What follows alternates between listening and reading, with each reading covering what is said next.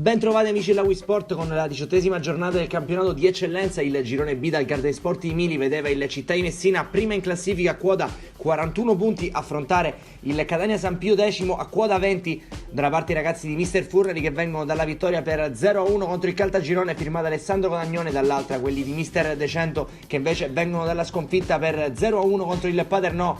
Andiamo a dare uno sguardo ai 22 che scenderanno in campo partendo dalla Città di Messina che schiera lo stesso 11 vincente della scorsa settimana con Paternini dei pali, linea difensiva a 3 con Filistad, Leo e Bombara. A centrocampo sugli esterni agiscono Davide Leo e Fragapane, al centro Costa, Cardia e Silvestri, in avanti Lo Giudice e Codagnone. Dall'altra parte Mister Decento schiera Romano, Conte, Sant'Anna, Marino, Nobile, Ranno, Dadone, Spidaleri, Abbate, Messina e Garufi.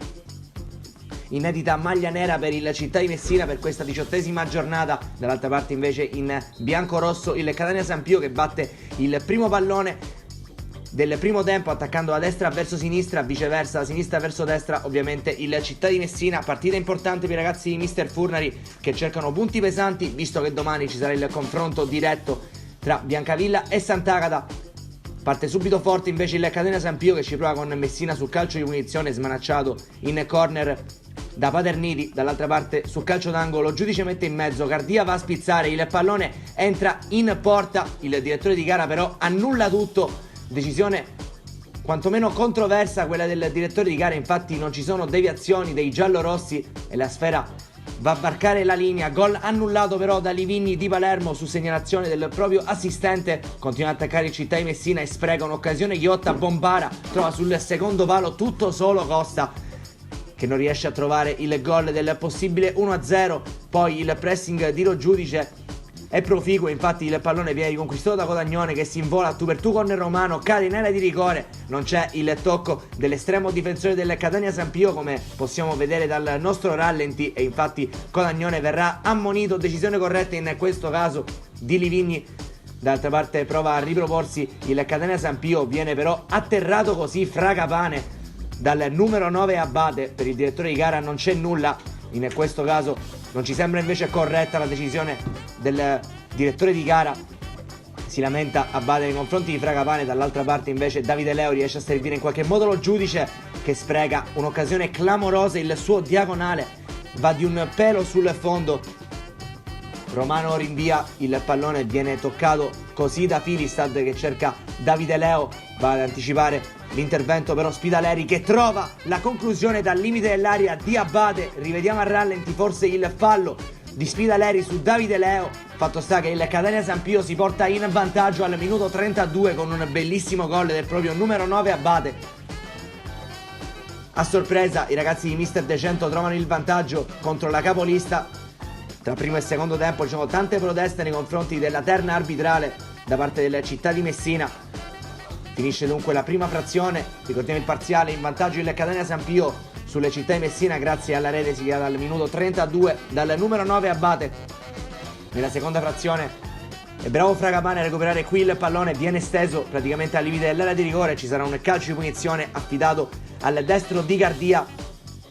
Il numero 8 prende una breve rincorsa, prova a piazzarla, sfiora solamente l'incrocio dei pali. È una buona occasione per il Città di Messina che nella seconda frazione esce gli attributi, lo fa un po' troppo però Mister Furrari che viene allontanato dal direttore di gara. Esordio assoluto per Fofana in maglia Città di Messina. C'è poi un calcio di punizione con Lo Giudice sul punto di battuta, entra anche Pasquale Princi, proprio Lo Giudice mette in mezzo, arriva il colpo di testa di Salvatore Leo che porta al pareggio il Città di Messina. Rivediamo il tocco del numero 4 che svetta di destra al minuto 72, inchioda il risultato nuovamente sul pareggio, adesso è 1-1. Il Città di Messina si rifà sotto, continua ad attaccare, il pallone viene preso sull'ottmancino da Costa che prova a mettere in mezzo, ci prova poi in conclusione Fofana. Per poco non trova il gol del vantaggio all'esordio stagionale, entra Rasà nelle fila della Città di Messina per Bombara, il pallone viene messo in mezzo, viene allontanato così la difesa del Catania San Pio, lo ritrova nuovamente Princi con il colpo di testa, girata di Rasà, Romano fa un miracolo e mette il pallone in calcio d'angolo, sfiora un bellissimo gol il numero 18 neoentrato di Mister Furrari. Ancora Città di Messina, calcio d'angolo, il pallone viene respinto dalla difesa del San Pio, ci prova con il mancino Silvestri che manda il pallone di poco alto. Buona conclusione da parte di Silvestri, ancora la città di Messina ad attaccare con Princi che crea il panico sulla destra, mette il pallone in mezzo, ancora una volta respinto dalla difesa del Catania San Pio, cade in area di rigore, così lo giudice, ed è calcio di rigore per Livigni che indica il dischetto. Rivediamo la caduta in area di rigore dell'ex Pistunina. Lamentano una decisione arbitrale quanto mai controversa quelli del Catania San Pio. Sul punto di battuta ci va Rasà, il numero 18 va a spiazzare Romano, fa l'8º gol stagionale e trova un vantaggio importantissimo per il Città di Messina. Al minuto 83 ha ribaltato la pratica la squadra di Mister Furnari grazie alla rete siglata dal neoentrato Rosario Rasà. Decisivo, riesce a tornare al gol dopo un errore dal dischetto.